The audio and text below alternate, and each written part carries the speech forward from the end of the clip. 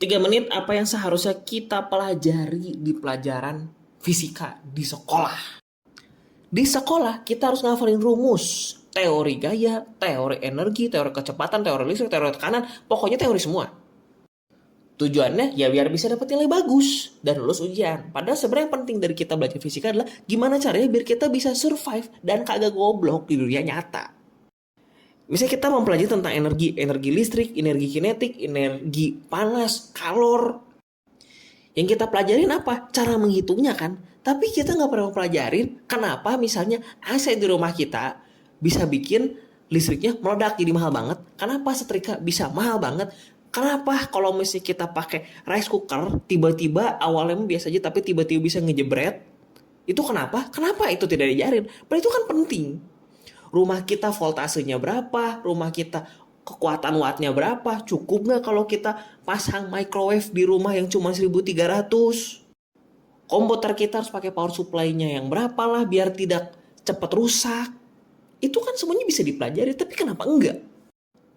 Kita juga belajar tentang tekanan, tentang fluida, rumus tekanan, luas bidang, gaya segala macam. Tapi kenapa kita tidak mempelajari kalau misalnya motor itu ya kenapa tekanan udaranya harus gini di bannya, kalau mobil kenapa harus gini, kenapa kita nggak boleh lebih besar, kenapa lebih kecil gitu.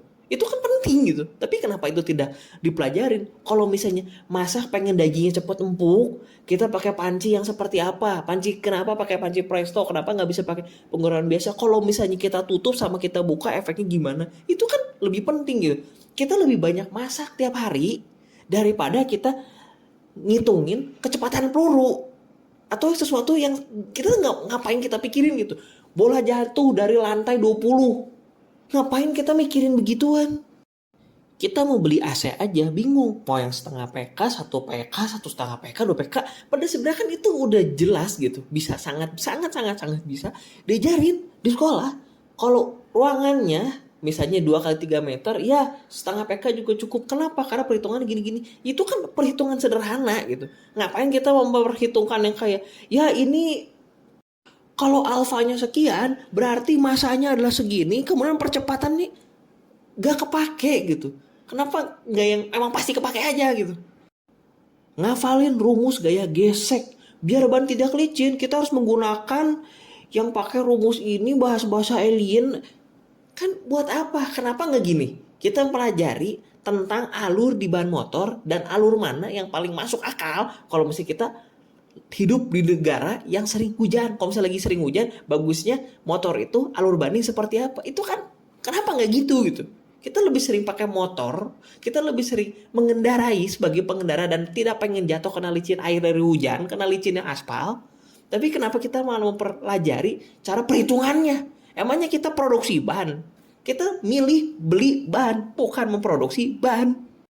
Dan karena kita lebih banyak mempelajari tentang perhitungan-perhitungan seperti ini, bahkan ujiannya juga seperti itu. Kita jadi kalau misalnya ada sesuatu barang yang rusak, misalnya remote AC rusak, misalnya komputer ada bermasalah, udah itu bisa tiba-tiba lampu ngejepret atau apa, kita tuh jadinya lebih ke panik. Waduh, ini kita tidak pernah diajarin di sekolah. Padahal yang kita diajarin di sekolah tuh sebenarnya lebih ribet gitu daripada yang ada di sehari-hari gitu. Kayak kenapa kita tidak mau pelajari sehari-hari, tapi kita malah mau pelajari sesuatu yang lebih ribet, yang gak muncul gitu di sehari-hari gitu. Buat apa? Harusnya kita itu belajar ke fungsi dan relevansinya yang kita pakai nih sehari-hari. Daripada mempelajari yang lebih rumit lagi daripada itu. Kenapa bikin rumit kalau bisa bikin sederhana? Gitu aja kok repot.